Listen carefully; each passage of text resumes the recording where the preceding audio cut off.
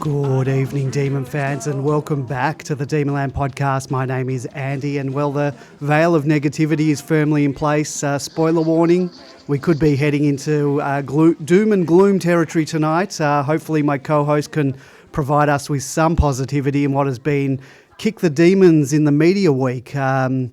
Grapeviney, can you, sir, offer me any positivity in such dark times as we find ourselves in? I'm afraid I can't, Andy. I've spent the day racking my brains to see if I can come up with something more absurd than some of the suggestions we've seen on the board this week. From sack the coach to dissolve the board, drop Clary, I've seen, trade Viney, and even some posters suggesting that we'd be better off if the club just folded. So, positive or negative, my message to those Demonlanders is get a grip. All right. Well, maybe we will be seeing some positivity tonight on the podcast through you, because I'm not sure. I'm not quite in the territory of some of the things you've suggested that others have said. But my mindset at the moment is firmly in the negative. You've lost your grip? Not quite, but it's slipping. I'm slipping. George, good evening. How are you? Any positivity from your end? Good evening, Andy. Good evening, Grapeviney. I'll refer to what Titus O'Reilly said after he'd watched the Adelaide Fremantle game, where he said, having set the bar so low, I don't know how Melbourne will go under it. I don't think we did, so that must be a positive. But it's also the big positive for all the Melbourne supporters here in Melbourne is that we're not up in Sydney.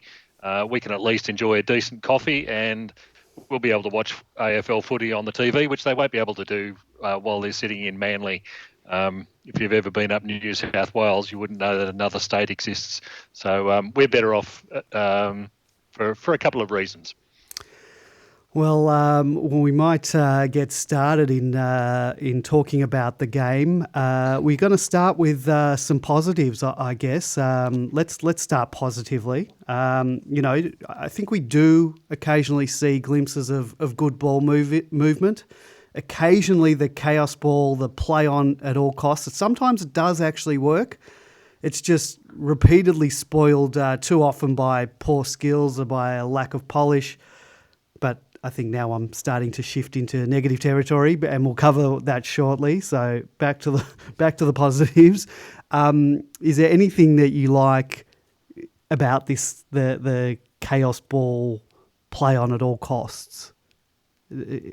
Is it time to ditch it, or what's your thoughts there, Grapeviney? I might start with you because you're more positively skewed. I don't have a problem with chaos ball per se, but I think any team needs to know when to go quickly and when perhaps to hold things up and look for a closer option.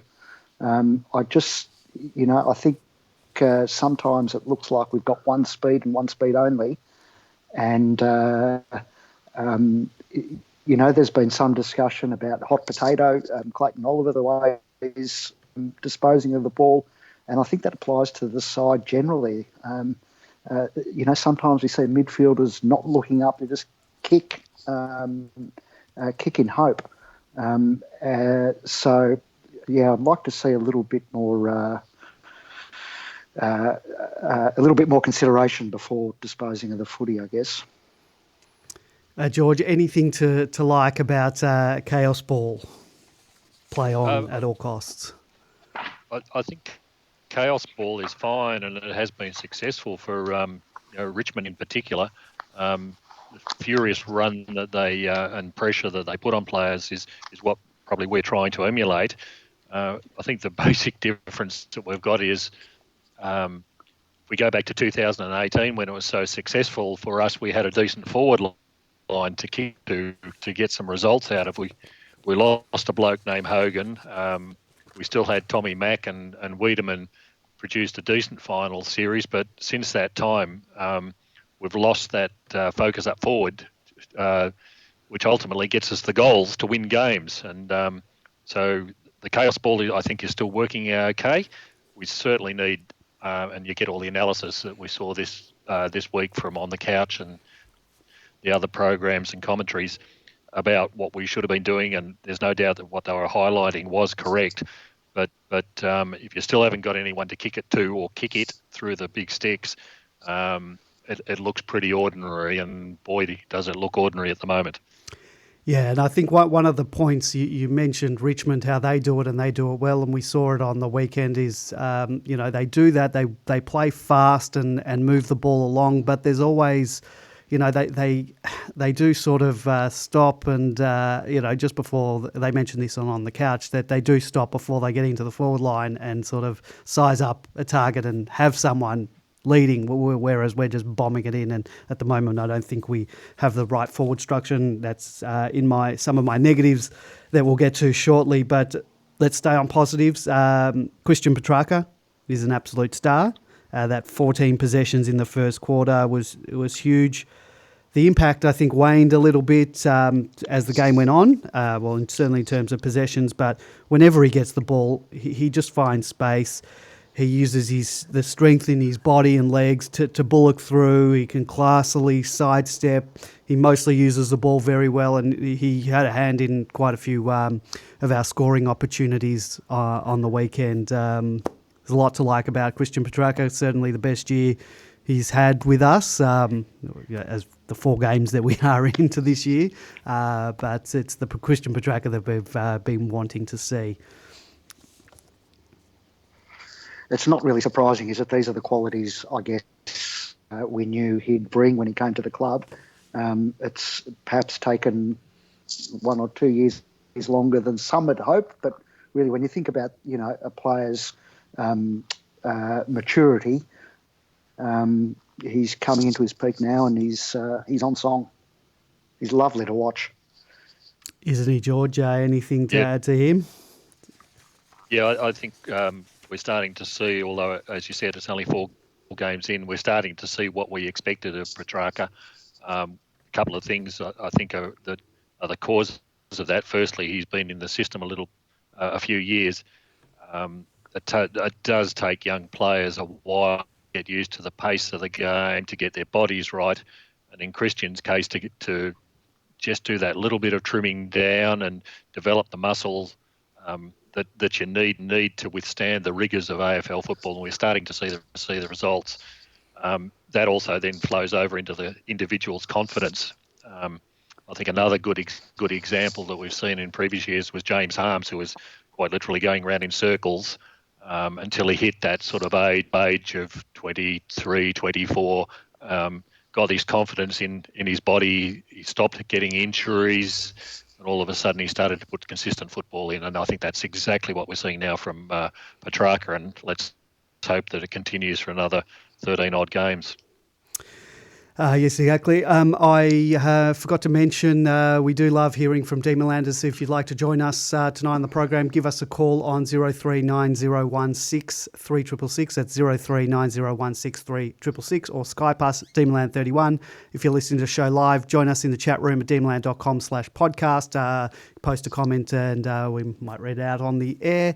If you're listening to this at your leisure via SoundCloud on demonland.com or via Apple or Android podcasting apps, subscribe to us and you'll receive updates when the podcast drops. Also on Spotify and Stitcher, go over to demonland.com and find the links to your preferred method of listening. Follow us on Facebook, facebook.com/Demonland31, Twitter at Demonland, Instagram at Demonland31, YouTube, just search for Demonland Podcast. Why not head over to demonland.com, sign up and chat with other Demon fans about this club, and you can whine and whinge all you like after a loss, but hopefully we have some wins you can celebrate with us too. Moving right along, I thought Hibberd was really good for the second week in a row. Not all of his kicks out of defence were beauties, but his efforts were certainly there. Definitely saved us a few times.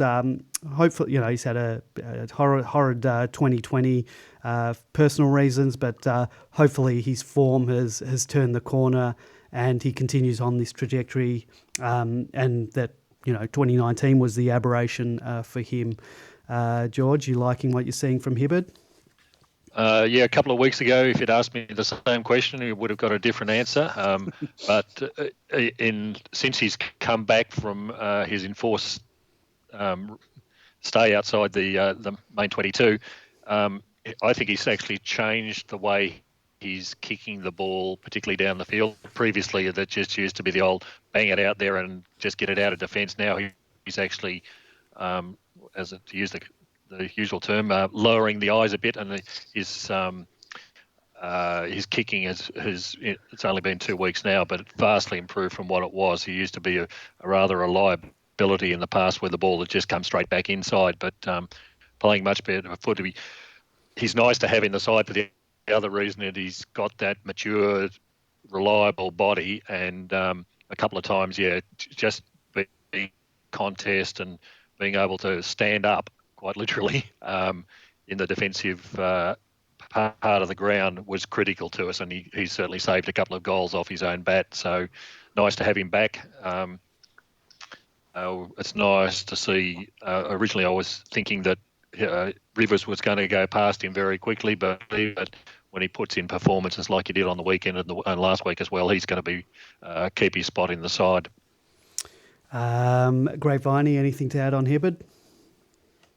No, just mentioning Rivers, he didn't have a great game on the weekend, and that just underlines the importance of perhaps getting another year or two out of Nev and Hibbo before the likes of Rivers come on. Yeah, and I think it's unfair to put pressure on a player like Rivers. It is his first year in the system. Same with Cozzy. Yep. Same with Jackson. If he gets back into the team, we can't expect them to be, to be the great white hopes for the team. So it's good that there are players like Hibberd, guys that that are still there that can show them the ropes. I think Did Nev travel with the team? Well, I was going to ask that question later of you guys about who went. Did they say 33 players went? Yeah, I don't know that we got the full list though. No. Definitely, I think 8 players stayed behind, but I'm not sure if that 8 includes the 4 that we know are injured and are not available for the next indefinite period of time. We know that Nitschke's done a knee. Kolajasny's out indefinitely, as is who are the other 2 that are out? Hawes injured. Harry Petty's injured. And Petty's injured as well. They're all indefinite. They're definitely not going. But I believe guys like Oscar Baker, the 2 Wagners aren't going. Bruce isn't going. But I don't know anyone else. So I'm not sure if the 8 that I had heard that number 8 thrown around. So I'm not sure if that 8 includes the injured 4, but I know it definitely includes a couple of those other guys that I mentioned are not going. So I'm assuming Nev went, but I don't know for sure. I don't think it is known. I'm pretty sure he has gone, and when you add up those injured guys and Brad Keys and Bruce and the Wagners, you're suddenly getting up to that 8 or 9 in any case. I expect that Neville will be part of it, even if he isn't in the short term. Having 33 players up there gives us lots of options, and there's still, if it really got desperate, for example, like let's say Max went down, heaven forbid, you could have Bruce up there in 2 weeks, even if you had to do 2 weeks of quarantine when crossing. So I think we've got enough players up there to see us through. Do we know? Well, we don't. I don't know if we know what the situation in getting relief players in, particularly given today's news about the full lockdown, or at least in the Melbourne metropolitan area lockdown, and definitely with the closure of the border. I don't know what special dispensation AFL players have in terms of being able to cross, whether that's an essential reason. Possibly it is. But yeah, that situation will be quite interesting, and I guess it depends on who the club is and who the player is to come in and replace. So and you can be absolutely sure that somebody will try to do it. I think May played well. I think he showed why we went hard for him, but I still think it's a valid question why we didn't use that pick on King, given our forward line woes. But May is a solid defender. His disposal, though, I don't know what's happened there. Pre-season, I thought he was one of our best disposers by foot. But he's had a few shockers this year. There was one in particular this week, and he's certainly not alone in terms of terrible kicking in our team at the moment. How do you see, George? How do you see May down back this year, and particularly this week? I don't have any problems with May at the moment. He's that big body that we did need. Last year we were trying to struggle with, down back. Oscar's a third defender, but he's not a first defender.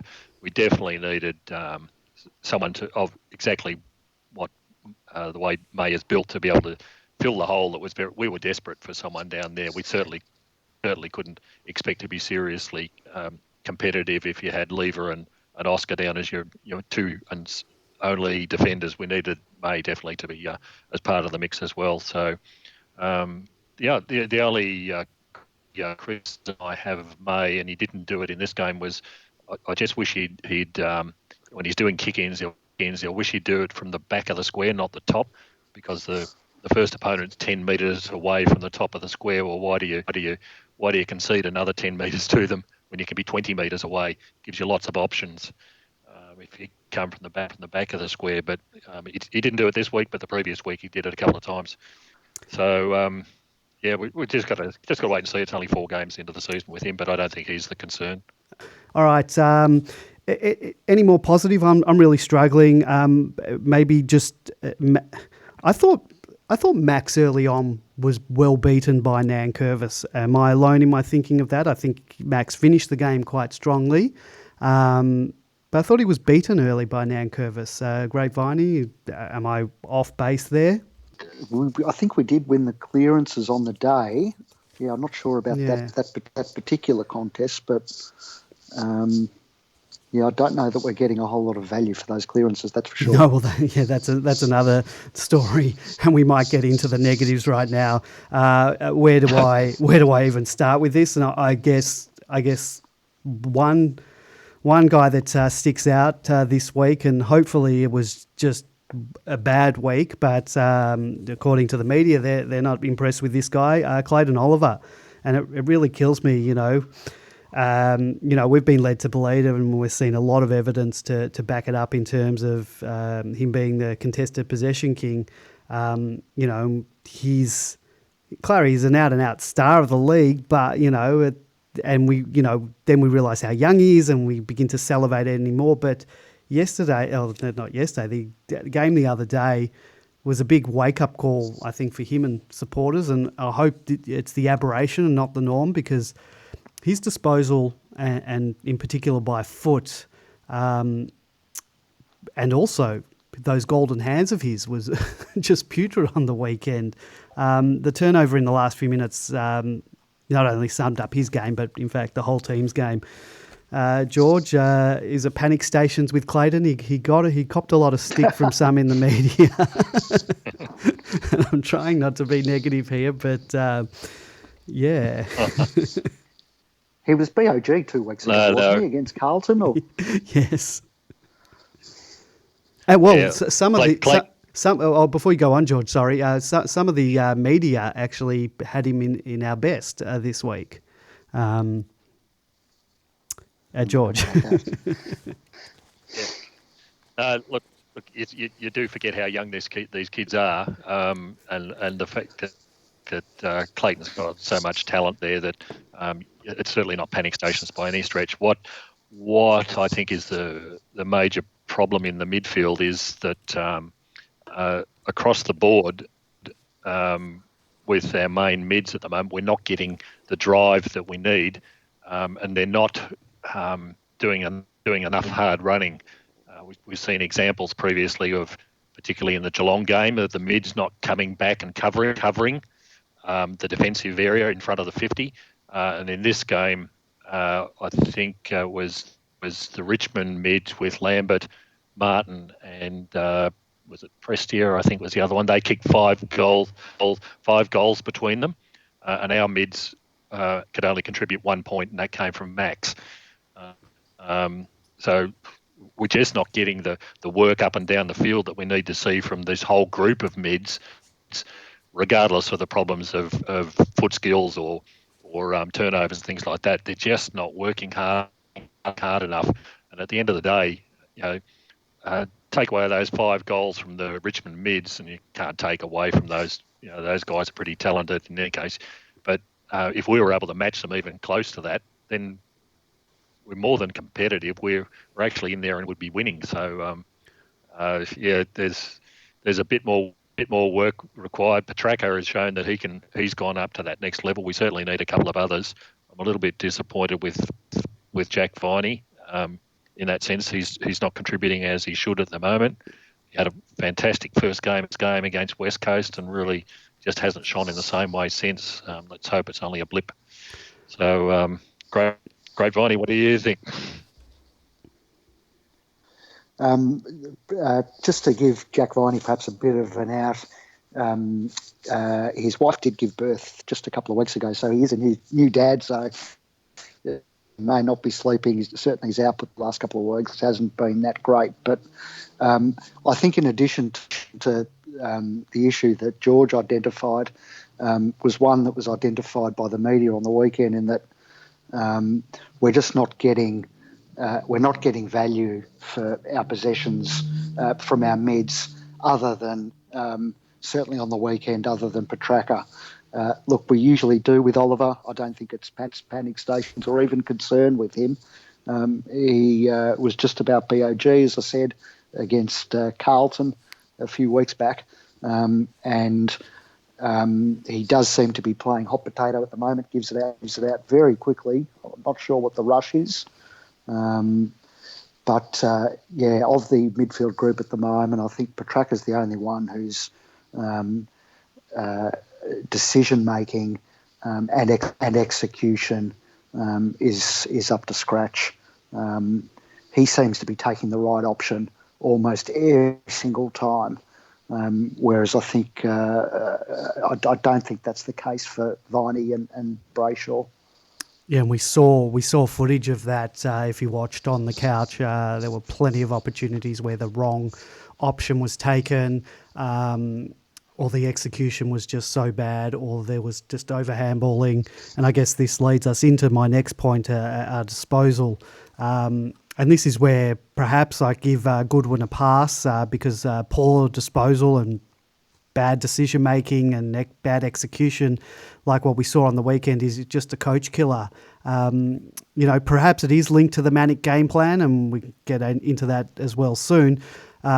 But players they're just failing to execute simple kicks and handballs, even when under no pressure, and that's what gets me sometimes. And then if you add a tiny bit of pressure, it's even worse. And I don't think any coach or football's department can fix poor skills this far into the game. I don't know, George. What do you think? If they just slow it down, will that improve things or not? I think there's a couple of factors at play here. Firstly, again, this midfield that we've got is still relatively young. When you look at people like Dustin Martin and Koch, and when they get the ball, they use it so well because they just take that little bit of extra time. That's something that comes from years of experience. Their vision is just superb. I think we've got those capabilities, but it'll take a little bit longer. We forget how old these guys are. They might be 4 or 5 years older than the Clayton Olivers, for example. So you haven't got that same level of capability in the middle, and it really hurts you.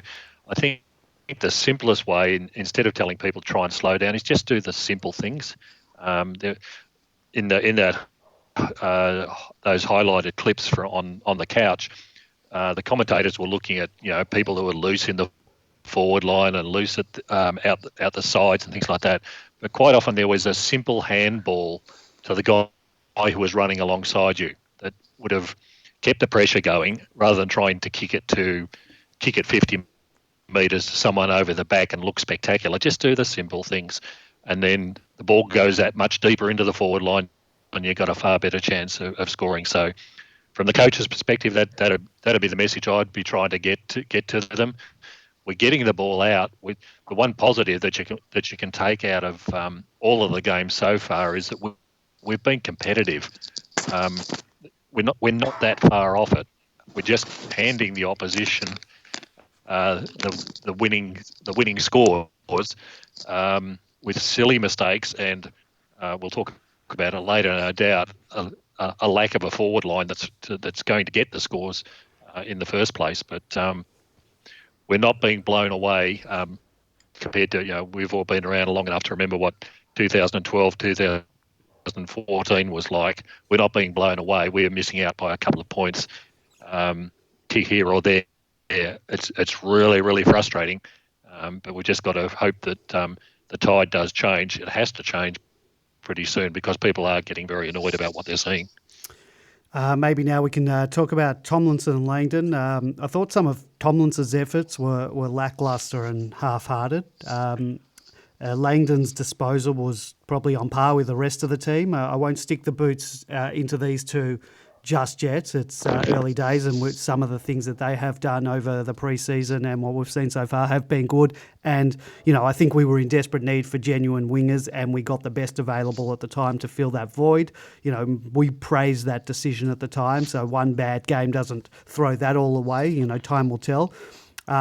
I will add, though, that Tomlinson is not a great backup ruck. We're using him as the second ruck, and it's not his fault because he's not a ruckman. Look, I believe GWS did use him at times, but I'm not sure how much he was used. And that's probably why and George, you'll agree with me, I'm sure, why we need another key forward so that T-Mac or Weed or Brown can fill that hole. But then we're back into the quandary of last year. The forward line seemed to fall down last year when one of our key forwards went into the ruck, leaving only one key forward. But that's, better than the quandary we're in at the moment because you need someone that can sort of ably fill that hole for that 5-8 minutes of a quarter, probably a bit less than that this year with the shorter quarters. George, I don't know what you want to talk about, whether the wingers or the ruck situation. Tomlinson actually rucked in the grand final as the backup ruck, but he's not much of a ruck at the end of the day. They had a great day that day, didn't they? Yeah. Look, with the 16-minute quarters, the need for a dedicated backup ruck has dropped off. It'll change when we get back to normal times. But the real failure that we've seen in all the games so far, in all 4 games that we've played, has been the lack of a suitable number of talls. When we went in against West Coast, we only went in with 2. They had 3 tall defenders. Every other game since, we've gone in with 1, and they've always had more than 1 tall defender. You can't expect Fritsch to be your main go-to man as the backup. Tommy in particular isn't the stay-at-home forward. He's been working up the ground, and as I think it was Gary Lyon said, he's a good workman-like forward, the real workhorse that you need, but he's not that forward who's going to stay at home and take the big body or the big mark and things like that. And if we can't expect Tommy to do it, we can't expect Fritsch to do it. And there's no one else in there that actually looks like they're going to be a real target for us up the front. So we desperately need someone else in there. I thought Jackson was competitive in his first game. Brown was pretty awful in his game against West Coast, but we just need another body in there to make it look like a real forward line. We'll talk about the forward line now. I was going to have had a few other things to talk about, but let's talk about the forward line now. You brought that up, George. In fact, if we're going to talk about the forward line, and it goes back to, I think, let's talk about selection. Once again, I think the coach is being very... Can I take it back? Yeah, where do you want to go back to? I was just going to say, can I take it, before we do the selection thing, can I take it back a little bit further? Yep. Do we understate the importance of the loss of Jesse Hogan? Well, we can talk about that. And saying that, in saying that, I'm not. Jesse was going to go. There was no real way that we were going to hold on to him. But the whole premise about Melbourne being able to cope without Jesse didn't rest on a whole lot. It rested on the fact that we beat Geelong in 2015 without him out at the Cattery, and then we beat Hawthorn at the MCG in 2016 without him, and then obviously there was the games at the end of 2018 where Sam Wiedemann had a few good weeks. And look, you know, you talk about what's changed since then, and so much of the personnel is the same. Is Hogan the big hole that's missing there? Well, he is in a sense, but he went, and we, when I say we, I'm sure the coaching and the football department and the guys that make those decisions believed that Wiedemann was going to kick on. They believed that Wiedemann, along with T-Mac, would be the hope. Sufficient enough, but it's not there. Wiedemann can't get a game, despite being kicking goals and taking marks in the twos, and we'll talk about that later as well. But I don't know what's happening. That was the whole premise. That look, and you need T-Mac needs support. He was so good in that tail end of 2018. In fact, 2018 as a whole, he nearly took out the Coleman medal had he not missed a couple of games. But that was because he had Hogan possibly taking the best player each week. He was also in good form. But now Tommy's this solitary guy there. There is a hole left by Hogan, but we haven't filled that hole even with players we've got available. George? Which takes us on to the selection issue. Yeah, I totally agree with what Grapevine has just brought up. I don't think we can underestimate the loss of Hogan.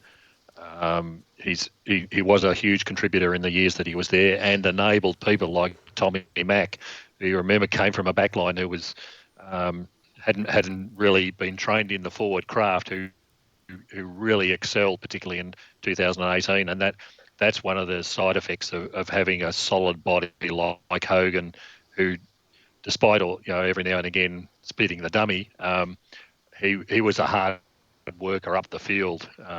Unfortunately, Tommy's not of the same quality as Hogan, and you can certainly understand the football department's feelings, particularly after that final series in 2018, where Wiedemann looked like he was going to fill the gap.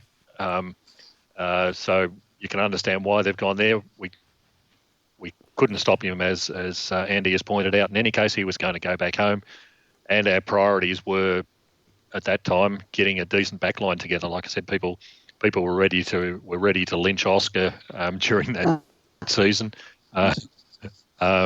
We needed that extra backman. Lever was still injured at that point, so you can understand why they went that way.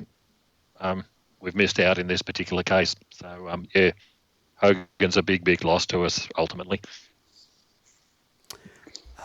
We've got a caller coming through. Good evening. You're on the air with the Dreamland Podcast. Who am I talking to? Hello. Hello.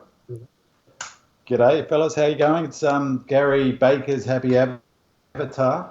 Oh, this Bin Man. This would be Bin Man. How are you, mate? Good, thank you. There's a fair bit of negativity around today with the COVID news, and but swamped by the demon stuff. Really, that's the more important issue of the day, isn't it?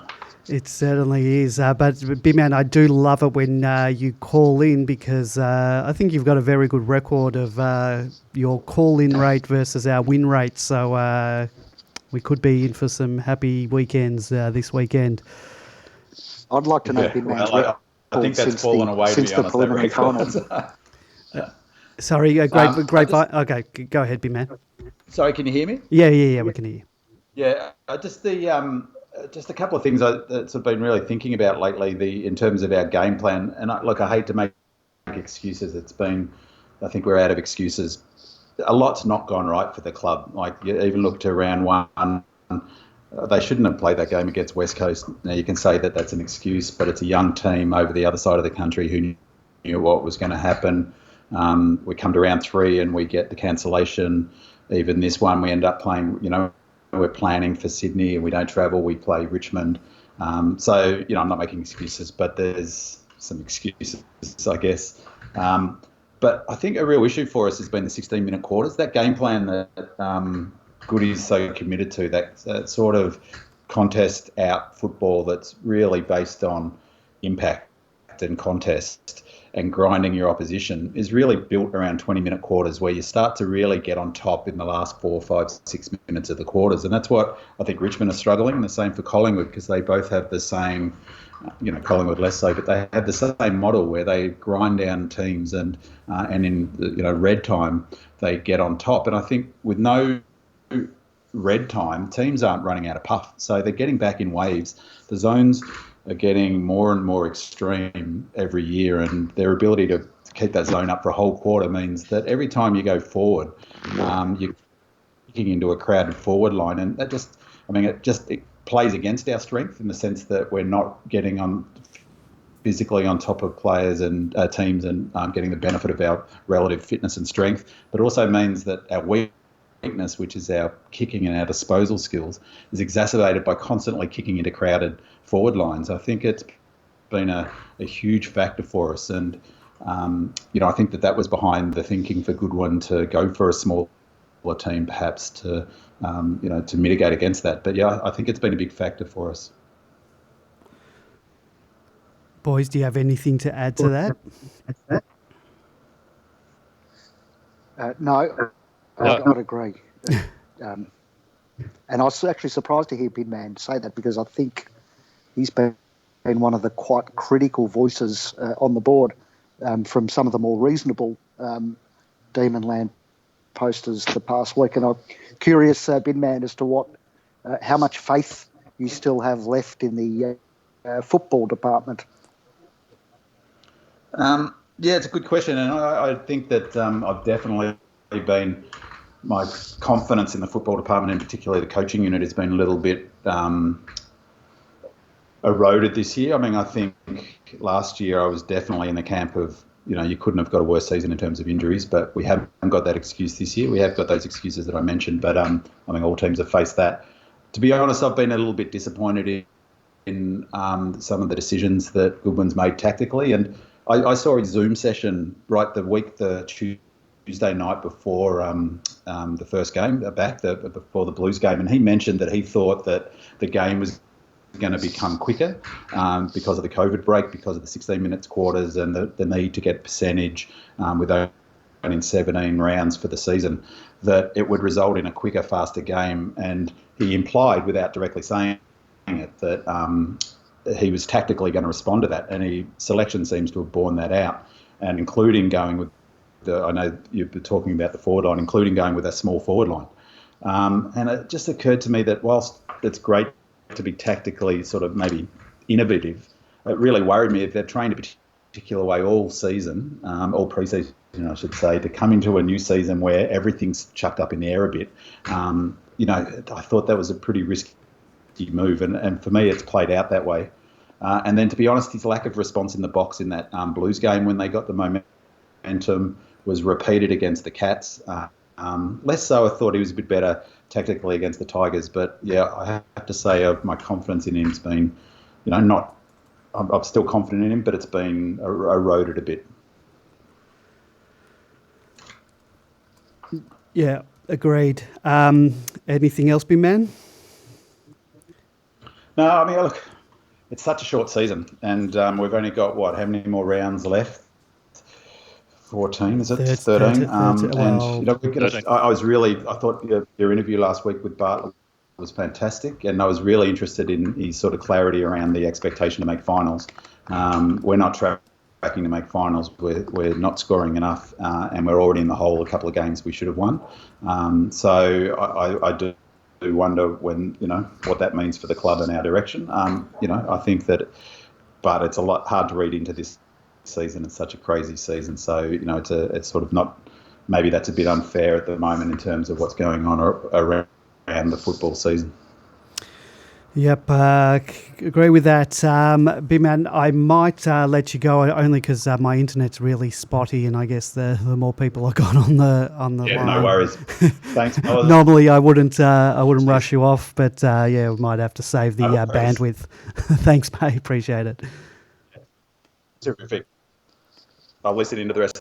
Oops, think I cut him off, but he's going to listen into the rest of the show. Sorry about that, Big Man. Usually I would keep Big Man off, but I have switched over to the 4G. That doesn't seem to be working. We've got a bit of dropping in and out from our co-host, but we'll plough along. And we talked about selection. I think the coach is being stubborn in persisting with a solitary tall forward. Despite what Big Man said, it's. I don't think it's working for us. The scoreboard tells you that. We mentioned George. You said T-Mac doesn't really have anyone else around him from support, but there was also another thing during the week last week. Goody banged on about Harley Bennell needed to work on his defensive pressure. He made a point of that, Jake Melksham and Jaden Hunt had but 3 and 4 disposals respectively. They had 0 and 1 tackle respectively. That's 7 possessions and 1 tackle between them. George, I'll borrow a line from the match report in regards to Melksham, which you said, and I'll quote, and if it wasn't for hanging out the back getting cheap kicks, Melksham wouldn't have touched the ball at all, even though he was gifted 2 goals. Care of George on the outer. Then there's, Cozzy. He's on the verge of something. He's still a little bit raw, and perhaps he's not quite ready. But he's right on the edge, and he's attempting to be in everything. He only had 5 touches, but I'm willing to give him a little bit of a pass. But that's half our forward line, who only touched the ball 12 times the whole game. And just as an aside, before I bring this back to Bennell and selection, Cozzy's attempted mark of the year, I don't know how that was a free to Richmond. The only bloke that he touched was Tomlinson. Did anyone... Yep. I need some clarification on the rule. If you fly on your own teammate and just say there weren't any Richmond players there and you don't take the mark, is that a free to the other team? That rule is ridiculous. I watched the game before the Brisbane Lions game, and I think Charlie Cameron had one paid against him. Unreasonable attempt. Now, there should only be a free if you somehow infringe on an opposition player. As you said, if you're flying over your own, or as also happened in Cozzy's case, you actually get near the ball and almost do take the mark. I don't know why it gets called an unreasonable attempt. They're just saying the umpires blow their whistle as soon as they see someone flying for a screamer that isn't taken. And I just don't think it should be automatic, and that's what it seems to be. Well, earlier in the game, a Richmond player flew for a specky right in front of our goals. It did exactly the same, even worse, because he actually infringed upon one of our players, and it was play on. Inconsistency with that rule, but I expect nothing less. Another aside, we'll quickly just talk about it. What did you think of the whole holding the ball, fiasco that they've got going this week? That Petrarca thing. Look, that's obviously the rule, but that's not a free kick. That is. Is that a complete change of the rule? Are they going to forget about this in 2 weeks and not play those? Because that wasn't a free kick. I'm sorry, not any day of the week. I actually thought he was harshly. Yeah. He was harshly done by, even by the technicalities of the rule, because he did make an attempt to get rid of it. He was falling backwards, and his fist was punching it in the usual way that they punch it. I just don't know what they expect the player to do in those circumstances. And then there was Dusty, who just threw the ball away. And, play on. Yeah, I think this was it was across all the games that I saw on the weekend. The umpires have obviously been told to start paying free kicks for rather than play on and then throw the ball up. Petrarca's was definitely wrong. The same with the Cozzy situation with his mark. There is no rule change there. It's the umpires feeling.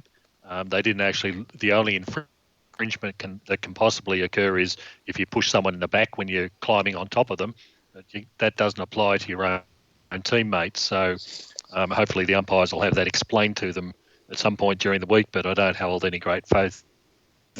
I'm a little bit in favour, in a sense, of them looking at the holding the ball situation, because it is for too long now they've been, and teams have exploited it, where they know that if you hold onto the ball, it doesn't go out and the opposition can't get it. I think there's a lot of false attempts to get rid of the ball. However, in Petraka's case, the ball was shoved straight down his throat, and he was tackled immediately, taken to ground, tried to punch it out, but the other guy, the opposition player, was holding it to his chest.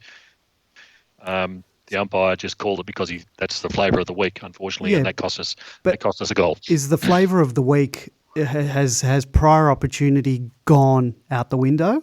Because clearly there was no prior opportunity at all. Forget whether realistic attempt or not realistic attempt. There was just no prior opportunity for him to get rid of the ball. What's he meant to do? Not go for the ball at all, let them take it and kick a goal? Yeah, that's the like I said, it's the flavour of the week this week. Expect to see a little bit more of it for the next week or two, and they'll forget about it.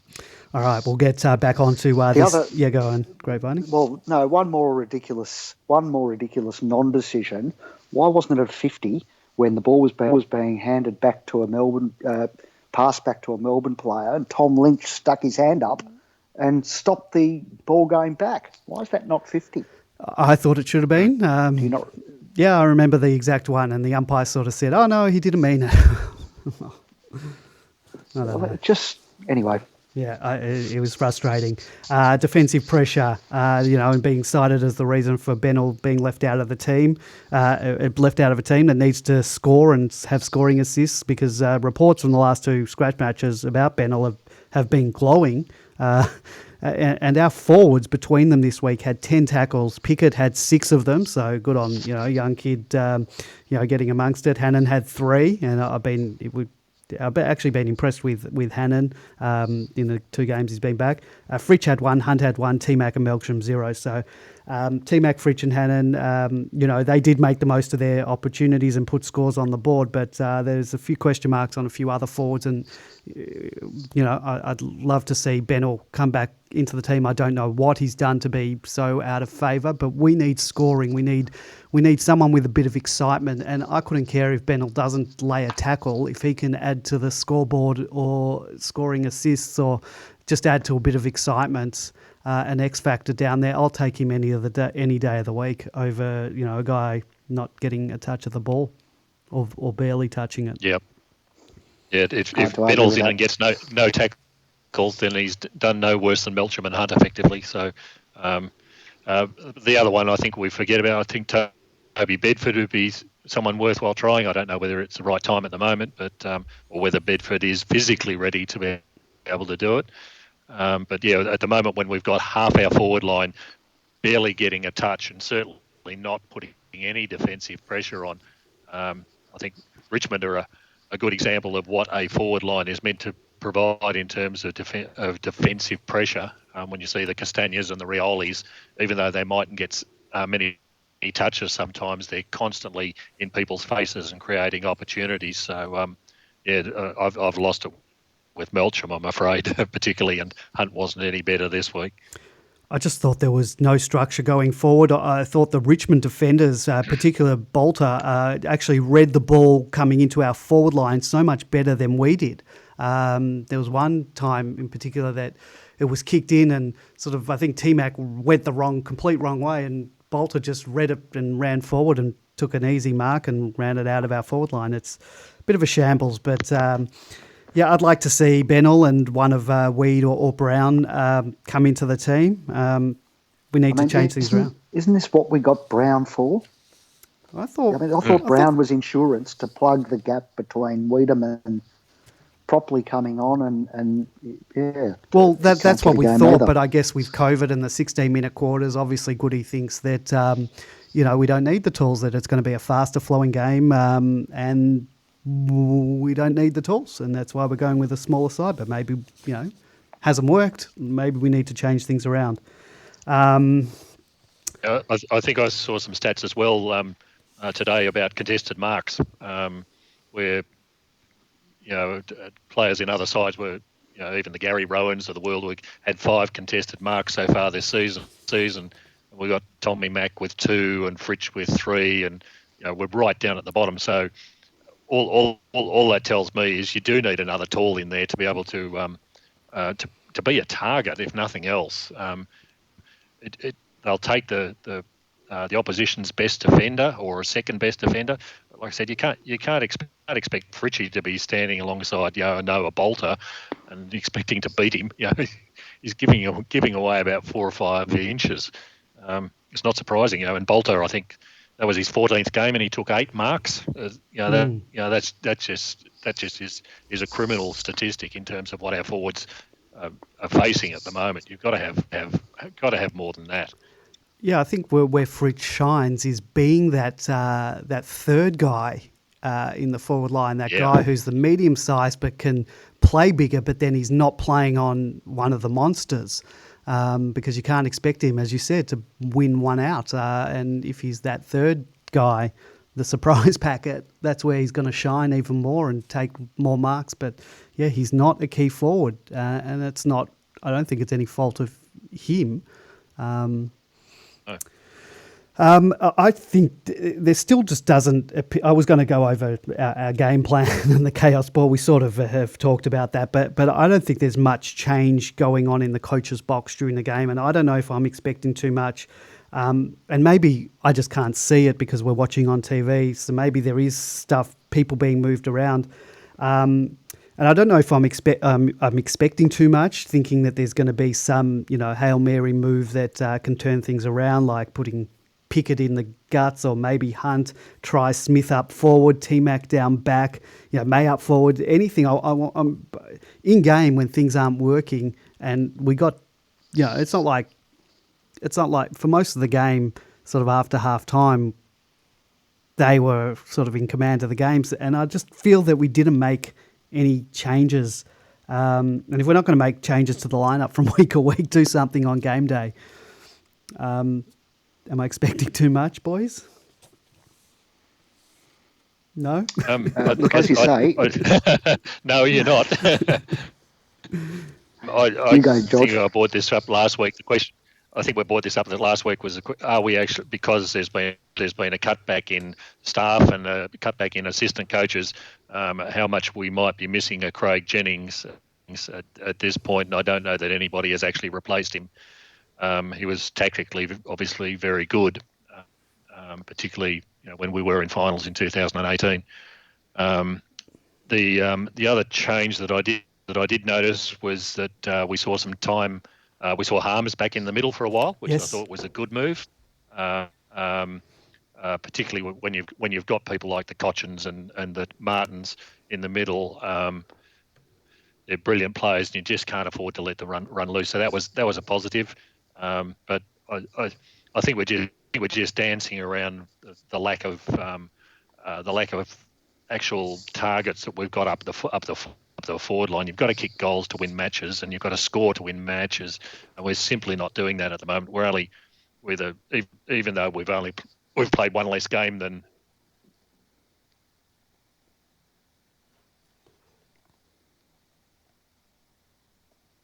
Oh, I think. Apart from Adelaide, and although the good news is that I think we're also approximately the fourth lowest for the scores against. So the defenders are doing their jobs. It's just the forward line is so bereft of scoring opportunities and chances at the moment. It's just killing us. So we need to see more up the front. One of our listeners in the chat room says he was excited for Vandenberg to be playing, but he has not been cited in the last 2 weeks, apart from a couple of errors. What are your thoughts on Vandenberg? Grapevine, might throw it to you first. Is it just a guy who's trying to find his football touch after being out of the game for so long? Or are there genuine concerns there? Because I like Terence in the chat room, was also excited for Vander's return. I think we all were, given the form that he was in when we last saw saw him play, which I think was sort of at the end of 2018. Look, he's not going to get too much longer if he keeps performing at the level that he has the past 2 weeks, because when you throw in, as George pointed out before, Hunt and Melksham, you can't have a handful of players who contribute next to nothing. You just can't carry that kind of dead wood. Yeah, it's a pity. He was involved in one really good piece of play where he tackled, I don't know who tackled, one of the Richmond defenders coming out around the 50-metre line. The ball spilled out to Cozzy. Cozzy delivered it to Hannon, who kicked the goal. So it was nice to see that, but really there wasn't much else that I saw during the game to warrant his position on the field at the moment. He just looks a bit unfit to me, which is surprising given how fit everybody is supposed to be. But unless he really steps up and provides more drive, I don't know that there's actually a place on it. He's not playing in the midfield. Where do you put him on the field if he's not in the middle? I don't quite know either. So. We've touched on Hibbert and May in the back line, but I think the elephant in the back line is certainly Smith. He's a bit of a worry down back. We agreed last week that the back line experiment of his should be over, and his case was not improved this week. He does sort of spoil teammates in contests that have resulted in goals. He kicked one straight into an opponent, which resulted in another. But that might have been, I think, the fault of Oliver. I think he got a bad pass. Handballs at his feet. Yeah, a bad pass. So that can't be thrown over the coals for that one. His biggest crime on the weekend surely was mucking around with his mouth guard. Yes. At the exact time that someone was kicking for goal when he was on the mark. I mean, that just looked... Yeah. So do you need to take him? I don't know. It's been a while since I played footy. Don't know why. But, do you need to take your mouth guard off when you're on the mark? But maybe. And it was Dustin Martin that was kicking, and you just knew no, he was it was going to play on it. I think it was Rewald. Was it? Yeah. It was Rewald, and he snapped it. You just know he's going to play on and try and snap it. And here's the guy putting a mouth guard in his sock. It was just totally caught yeah, napping. Complete lack of awareness. But the real concern for me was, I think twice I counted that he spoiled either Lever or May or both in contests that they already had covered. He didn't need to go into those, and on both occasions the ball went over the top. Before it even happened, I was screaming at the telly, stay down, and he went up and knocked it. He didn't get the ball. It went over the back. If you're going to do that, you've got to make sure it goes forward or over the boundary line. And that was 2 more goals that went at those points in the game could have changed the whole flow of the game.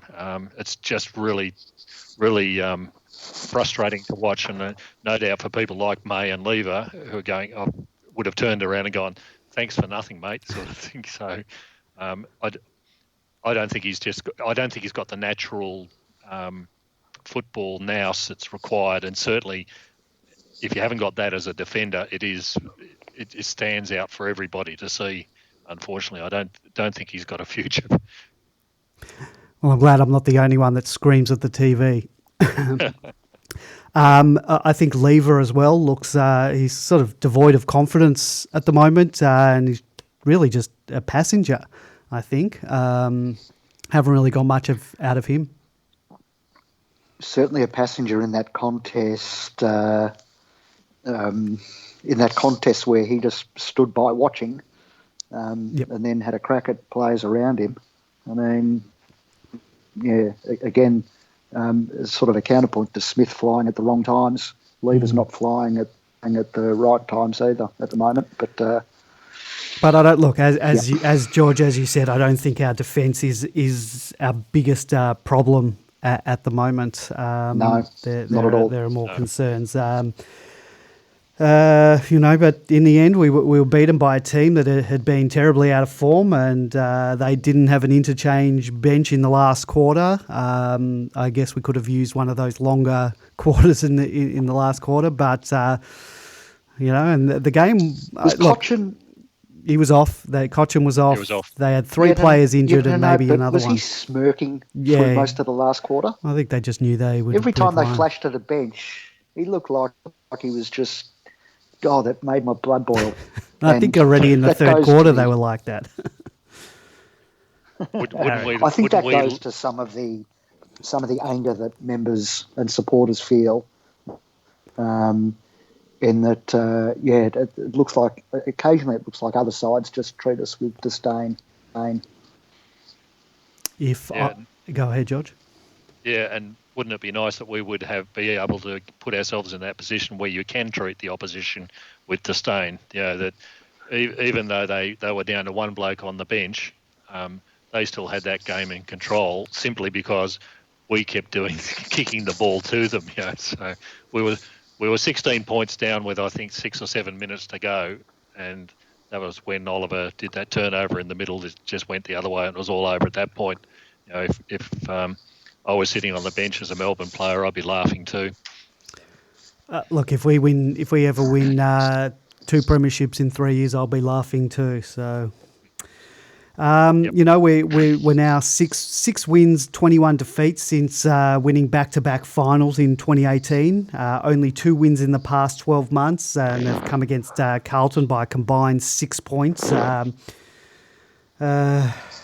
More alarmingly, if this situation can be, we once again were dealt a scoreless quarter, which is now a staple of Goodwin's tenure.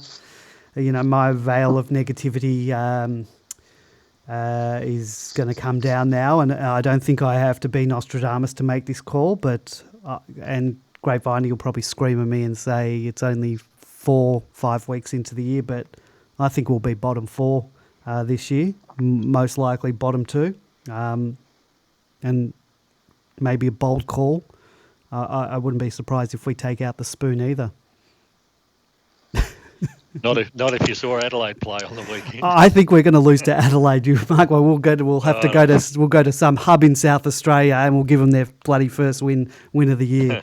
But that's my veil of negativity firmly in place. I think we could see our first belting of the year this week, and it'll really just show the gap between us and a team that we finished below us last year, and that's Gold Coast, just another team that's going to cruise on past us, as we all see all too often. And I often say, a few years ago we were better than Richmond, and look what they've ended up doing.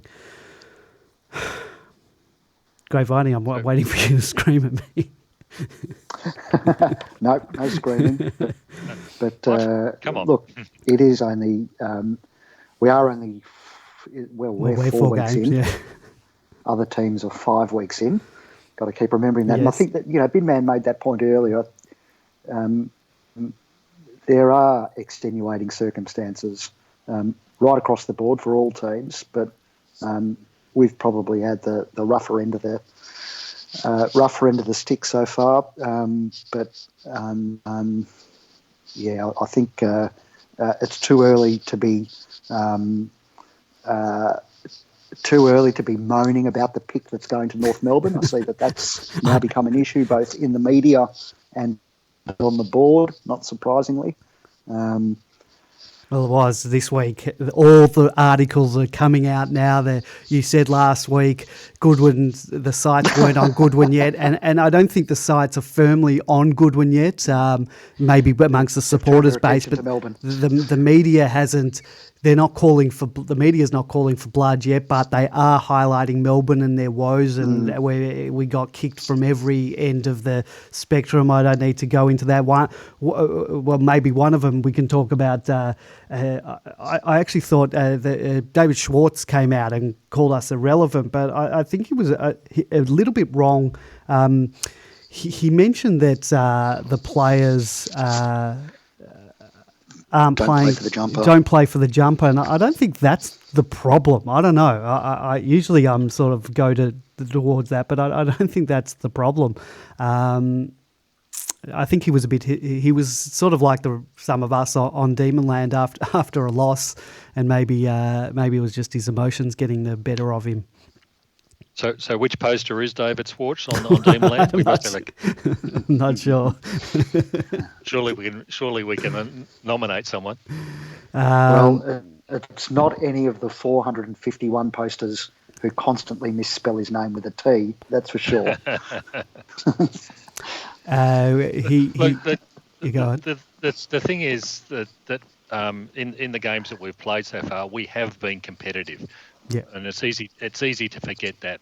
We've lost those games because of some really silly decisions and some turnovers at the wrong time. I definitely think we need more firepower up forward. So that's something that can be solved. But this is sort of both sides of the argument coming up here. We've played three of last year's finalists already, and we haven't been blown out of the park by them effectively. Although if Geelong hadn't played Carlton, and this year two of those finalists are sitting outside the 8, so they're not great teams at the moment. Geelong wouldn't be in the 8 if they hadn't played Carlton and Melbourne, and played one of the other sides up. Didn't they lose to Carlton? Sorry, no, Geelong. They won by. By 2. Yeah, 2 points. Yeah. They won by 2 points against Carlton. So, and they beat us by 3. So, Reverso put in another side, and Geelong would be outside the 8 as well. So, it's both sides of the arguments. We've played against 3 finalists from last year, none of whom are playing well this year. This, I think, will be a real test coming up this week against the Suns. The Suns are playing well. They've got a lot of talent throughout the side, but of their 3 wins, they've only won by a total of 18 points. So again, it's going to be a competitive game, and it may well be similar to the game that we played against Geelong and against Richmond. If it's going to be who has the fewest mistakes is going to win the game. Let's hope we've learned some lessons from it in the past couple of weeks. And I think an important thing to note about this game is that the Suns have never beaten us at Giant Stadium, and I think that can't be forgotten. Yeah.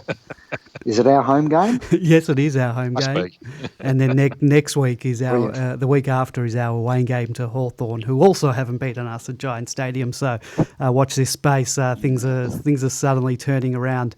Before we go on to any particular changes that we want to see for that game, there was the scratch match versus Richmond, the 14-on-14 that is now a staple of the reserves games. Melbourne ran out 25-point winners over the Tigers, but as we know, the Tigers are a little bit undermanned in terms of their stock of available players, and I think the fact that we're able to put our best 22 on the park, whether our best 22 are actually getting a game or not, that's something that's up for discussion. But we've basically got a full complement to choose from, which is a good thing. But also, considering our results is a bad thing. We had that excuse last year of the preseason surgeries that we're able to sort of fall back on and say that last year was the aberration. We're saying we're not using COVID this year as an excuse, so I don't know. But anyway, the Rezzies match, I hear that Sam Wiedemann kicked a couple of goals. I think he might have kicked 3, was taking marks. And Bennell was in it a bit, so good signs. They're my 2 ins for the week. So, please. so who comes I'd, out? I guarantee that those are the ins, because every week when the Footy Club website puts up the reports, whoever's in the front page or the headline act, they're the ones that are going to go in. So Is Goody our web developer down at the D's? Well, it's very possible at the moment with the staff cuts, and I think there's a few of our contributors would think that he's been doing it for a while as well. But anyhow. Well, Egan's about Bennell. I'm just reading this from the website. Egan did say that Harley Bennell. He was impressed with his outing. He has a really good balance in his game, offense and defense. So fixed it up. Fixed it up right like that. He used the ball really well, which he always does, and I think he finished with close to 35 possessions. So he was obviously around the ball a lot. Now I know it's 14 on 14, but you know it's still pretty impressive. He's really calm and composed and always makes the right choice. It's a really classy performance from him. He has to come into the team. As I said, I don't care if he lays a single tackle. We need to get him in the team. We need to get minutes into his game. It's 32 more touches than what Melksham had. Yes. He's an in for me on Wiedemann. Weeds was really, really good. His aerial stuff was quite dominant. He looked really strong in his contested marking, and he finished with 3 goals, but gave off a few as well on Mitch Brown quickly. And Brownie played in the first half down back just because we needed him for the back rotation. He's very natural down back. He gets good body on his man and also joins in on defence. Then he moved up forward and kicked a couple of goals, so he's always reliable, Brownie. Yep. What do you think, Brownie down back? Good old reliable Brownie, who we haven't been confident enough to rely on the past few weeks. I think Weeds and Ben all need to come in. Who comes out? Was there anything? Go on. Yep. Was there anything about Jetta? There was. I did see Jetta's name mentioned somewhere. Neville, we had some experienced defenders like Neville Jetta and Josh Wagner who did a super job. Neville was outstanding down back. He was one of the best just with his leadership. He was in the right position all game, but he also joined in offense and finished with 21 possessions. Look, Jetta for Lockhart. But Richmond were, and I'm not taking it away from any of the players, but Richmond were undermanned. Particularly, they brought in Bolter and Chol into their senior team. So 2 good defenders came out of their twos. So I'm not sure what was left for Richmond. So presumably the opposition wasn't. Well, we're talking about a Resi's team, but they weren't first rate. Yep. Their first rate Resi's team anyway. But Richmond have always been competitive in their reserves. But I guess when you're undermanned, you're undermanned. Yeah, which is good to see from Richmond, considering the last 3 years they've had virtually 0 injuries. And, yes. I think they had more injuries in our game than they've had for the last 3 years. The other player that is in here, I wouldn't be a natural first choice for me, but I know he's a favourite of our coaches. Neil Bullen was the other one I thought was outstanding. He finished with 27 touches as playing as a high half forward and an inside mid. So he could come in as well. But the question is still the same with him. Who in that role, who does he replace? Well, he'd only come in for a forward, so But he's not a forward. No, but that's where they play him, on the half forward line. He's not a midfielder. Yeah. He's not a winger. He'd only come in the forward line. So for me, it's Bennell's got to come in. Bennell's got to be ahead of Neil Bullen. Yeah. And down back, Lockhart. I think might have run his Lockhart for Jetta. Yeah. I wonder about Dunkley. I liked Dunkley last year, but I think he was injured early on in the pre-season, and I haven't really heard his name mentioned. But yeah, Jetta might come in for Lockhart. Just a, And I saw Jones also was held out for general soreness, but I don't know what that means. Or general soreness, which yeah, is disappointing, I guess, for him in terms of him getting back into the seniors. He was apparently one of the best in the twos the week before. If he didn't play this week, he's not getting in. He's not going to. If he didn't play last week, he's not getting into the seniors this week. So yeah, that's a bit disappointing for him. Yeah, I don't know how do you develop general soreness when you didn't play the previous week. He did. Sorry, you played in a scratch match the previous week. Yeah. Yeah. Had a lot of possessions, I believe, the week before, Right. if memory serves. But then again, memory isn't always great. What do you think? We're hubbing in